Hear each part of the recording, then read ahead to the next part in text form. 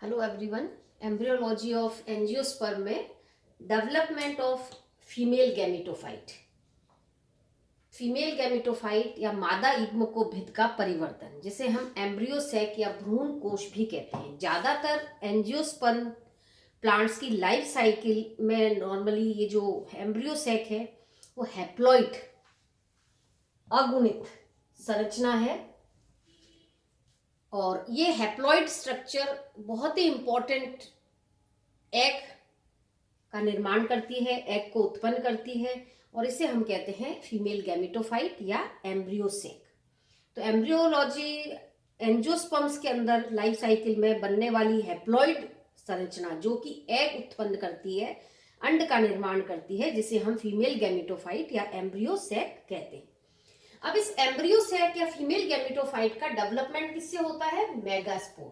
तो हम कह सकते हैं कि मेगास्पोर जो है, गुरु बीजाणु जिसको कहते हैं हम, ये फीमेल गैमेटोफाइट की प्रथम कोशिका होती है, या मात्र कोशिका भी इसको कहा जाता है। सामान्यतः जो फंक्शनल क्रियाशील मेगास्पोर होता है उससे फीमेल गैमेटोफाइट या एम्ब्रियोसैक का निर्माण होता है। इससे पहले आपको मेगास्पोरोजेनेसिस बताया था, गुरु बीजाणु जनन, जिसमें ही बताया था मेगास्पोर का निर्माण मेगास्पोर मदर सेल में अर्धसूत्री विभाजन के पश्चात होता है, और उस अर्धसूत्री विभाजन के द्वारा 4 मेगास्पोर का निर्माण होता है जो टेट्राड बनते हैं, और ये मेगास्पोर होते हैं अगुणित हैप्लॉइड। तो इससे बनने वाली जो अगली संरचना है फीमेल गैमेटोफाइट एम्ब्रियोसैक भी अगुणित संरचना बनती है। और इन 4 मेगास्पोर में से 3 मेगास्पोर डीजनरेट हो जाते हैं जो कि माइक्रोपाइलर एंड की तरफ से होते हैं, और एक मेगास्पोर जो कि कैलाजल एंड पर उपस्थित होता है, ये एक फंक्शनल क्रियाशील मेगास्पोर के रूप में कार्य करता है। बाकी जो 3 माइक्रोपाइल एंड पर होते हैं वो मेगास्पोर नष्ट हो जाते हैं, डीजनरेट हो जाते हैं। तो इस एक हैप्लॉइड मेगास्पोर को हम कह सकते हैं फीमेल गैमेटोफाइट की प्रथम कोशिका, जो कि इसके परिवर्तन से अगुणित हैप्लॉइड भ्रूण कोश या फीमेल गैमेटोफाइट का निर्माण होता है। अभी डेवलपमेंट कैसे होता है, किस प्रकार की संरचना होती है एम्ब्रियोसैक की? तो सबसे पहले जो क्रियाशील मेगास्पोर है उसके अंदर 3 समसूत्री विभाजन होते हैं। मेगास्पोर के अंदर 3 माइटोटिक डिवीजन होते हैं, और ये जो डिवीजन होते हैं वो कैसे होते हैं? फ्री न्यूक्लियर डिवीजन, मुक्त केंद्रीय विभाजन। इसका मतलब क्या हो गया? इस प्रकार के डिवीजन के अंदर सिर्फ कैरियोकाइनेसिस होता है, केंद्रकों का विभाजन होता है, लेकिन साइटोकाइनेसिस या कोशिका द्रव्य का विभाजन नहीं होता है। और इस 3 समसूत्री विभाजन के पश्चात जो संरचना बनती है वो 8 न्यूक्लिएटेड स्ट्रक्चर के रूप में बनती है, 8 कोशिकीय संरचना बनती है। इस फंक्शनल मेगास्पोर के अंदर फर्स्ट माइटोटिक डिवीजन होगा, तो 2 कोशिकाएं बनेंगी, जो दोनों कोशिकाएं एक एक ध्रुव की तरफ, पोल की तरफ व्यवस्थित हो जाती हैं। फिर दूसरा समसूत्री विभाजन होता है, सेकेंड माइटोटिक डिवीजन होता है, 2 से 4 कोशिकाएं बनती हैं, और ये जो 4 कोशिकाएं हैं वो 2-2 कोशिकाओं के रूप में दोनों पोल्स पर व्यवस्थित हो जाती हैं। और उसके पश्चात थर्ड माइटोटिक डिवीजन होता है, और 4 से 8 कोशिकाओं का निर्माण होता है, और इन 8 कोशिकाओं में से 4-4 कोशिकाएं दोनों पोल्स पर एकत्रित हो जाती हैं। तो इसमें आप देख रहे हैं जो डिवीजन है वो कैसा है? मुक्त केंद्रीय फ्री न्यूक्लियर डिवीजन है।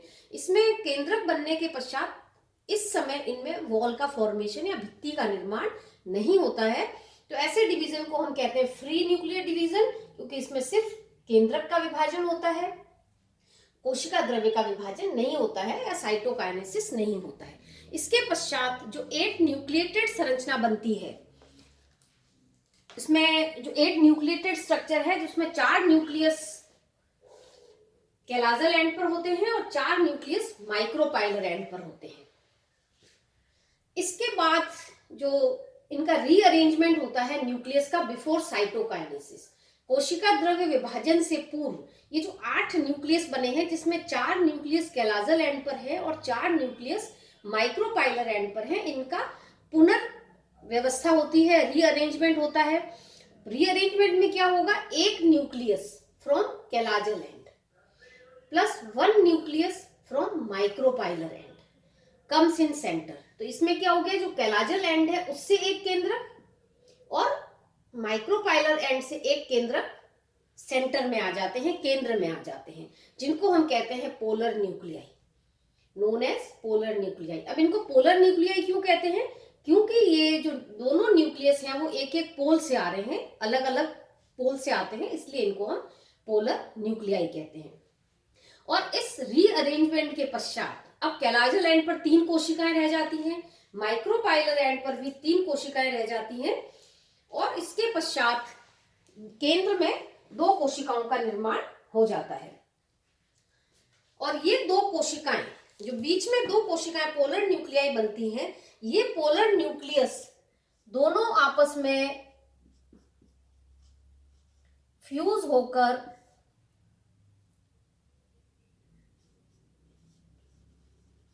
सेकेंडरी न्यूक्लियस का निर्माण करती हैं, जिसको हम द्वितीयक केंद्रक भी कहते हैं। इसके बाद में इसके चारों ओर कोशिका द्रव्य एकत्रित होकर भित्ति भी बन जाती है, जिसे हम सेकेंडरी सेल कहते हैं, द्वितीयक कोशिका भी कहते हैं। और बाद में ये सेकेंडरी जो न्यूक्लियस बनता है वो बाद में विभाजित होकर आगे चलकर फ्यूज होकर 3N स्ट्रक्चर का निर्माण करता है निषेचन के पश्चात। अब इसके बाद इनमें साइटोकाइनेसिस होता है, कोशिका द्रव्य का विभाजन होता है, सेल वॉल फॉर्मेशन होता है। वॉल फॉर्मेशन में क्या होगा, जो माइक्रोपाइलर एंड की तरफ 3 कोशिकाएं हैं, ये कोशिकाएं कहलाती हैं अंड समुच्चय, एग एपरेटस का निर्माण करती हैं। तो इन 3 कोशिकाओं के अंदर जो एग एपरेटस बनता है, इसमें जो बड़ी वाली कोशिका होती है, लार्ज सेल होती है, वो अंड कोशिका कहलाती है, एग सेल का फॉर्मेशन करती है। और उसके दोनों तरफ जो कोशिकाएं होती हैं वो सहायक कोशिकाओं के रूप में कार्य करती हैं, सिनर्जिड का काम करती हैं। और इन में फिलीफॉर्म अपरेटस पाया जाता है कोशिकाओं के अंदर, जो कि जब पोलन ट्यूब अंदर एंटर करती है तो उसको पाथ प्रोवाइड कराती है, डायरेक्शन देती है किस तरह से उसको एंटर करना है। और इसी तरह कैलाजल एंड पर जो 3 कोशिकाएं होती हैं वो एंटीपोडल सेल्स के रूप में व्यवस्थित हो जाती हैं, एंटीपोडल सेल में विभेदित हो जाती हैं, जिनको हम प्रतिमुखी कोशिकाएं भी कहा जाता है। जो सहायक कोशिकाएं होती हैं वो मेटाबॉलिकली एक्टिव होती हैं, सिनर्जिड जो सेल होती हैं वो काफी एक्टिव होती हैं। और जैसा मैंने बताया कि जो ये सेल्स होती हैं नॉर्मली कुछ सीक्रेट करती हैं, सीक्रेशन के द्वारा पोलन ट्यूब को डायरेक्शन या दिशा निर्धारित करती हैं उसकी। और उसके साथ साथ ये कोशिकाएं जब फर्टिलाइजेशन होता है उस समय ये दोनों कोशिकाएं नष्ट हो जाती हैं, विघटित हो जाती हैं, और जो डिस्चार्ज बनाती हैं, डिस्चार्ज के पश्चात ये मेल गैमीट को अंदर एंटर करने के लिए पाथ भी प्रोवाइड करती हैं, स्पेस भी प्रोवाइड कराती हैं। और इसके अंदर जो फिलीफॉर्म अपरेटस पाया जाता है उससे बीजांडकाय से या न्यूसीलस से जो न्यूट्रिशन है उसका अवशोषण और परिवहन, जो ट्रांसपोर्टेशन है, वो इस सिनर्जिड सेल के द्वारा ही होता है। तो लास्ट में आप कह सकते हैं कि इस कंप्लीट फीमेल गैमेटोफाइट, ये क्या है, मैच्योर फीमेल गैमेटोफाइट है, ठीक है।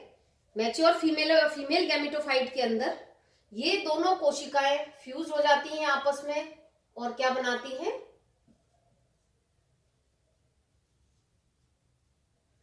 Secondary cell. जो पोलर न्यूक्लियाई है वो दोनों आपस में फ्यूज होने के पश्चात डिप्लॉइड सेल का निर्माण करती हैं, जिसको हम सेकेंडरी द्वितीयक कोशिका कहते हैं। तो 3 कोशिकाएं कैलाजल एंड पर जो एंटीपोडल सेल्स कहलाती हैं, केंद्र में 2 पोलर न्यूक्लियाई फ्यूज हो जाते हैं और डिप्लॉइड सेकेंडरी सेल का निर्माण करते हैं। और माइक्रोपाइलर एंड पर 3 कोशिकाओं का समूह पाया जाता है, जिसको एग अपरेटस कहते हैं। और उसमें जो बड़ी वाली थैलीनुमा संरचना होती है वो एग सेल कहलाती है, और दोनों तरफ सहायक कोशिकाएं पाई जाती हैं। तो मैच्योर फीमेल गैमेटोफाइट को हम कह सकते हैं कि it is a 7 celled and 8 nucleated structure.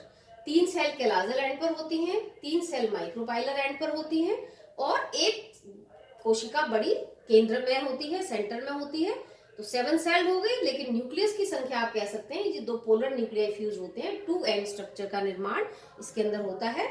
तो mature gametophyte is a 7 celled and 8 nucleated structure अंत में इसके अंदर बनता है। अब नॉर्मली ज्यादातर जो एंजियोस्पर्मिक फैमिली है उनके अंदर जो गैमेटोफाइट बनता है या एम्ब्रियोसैक बनता है वो एक बीजाणु होता है, मोनोस्पोरिक प्रकार का पाया जाता है। लेकिन कुछ फैमिलीज ऐसी भी हैं जिनमें इसके अलावा भी एम्ब्रियोसैक का डेवलपमेंट होता है। तो नेक्स्ट आगे वाली क्लास में हम देखेंगे टाइप्स ऑफ एम्ब्रियोसैक कि किस किस प्रकार के एम्ब्रियोसैक किन फैमिलीज के अंदर पाए जाते हैं।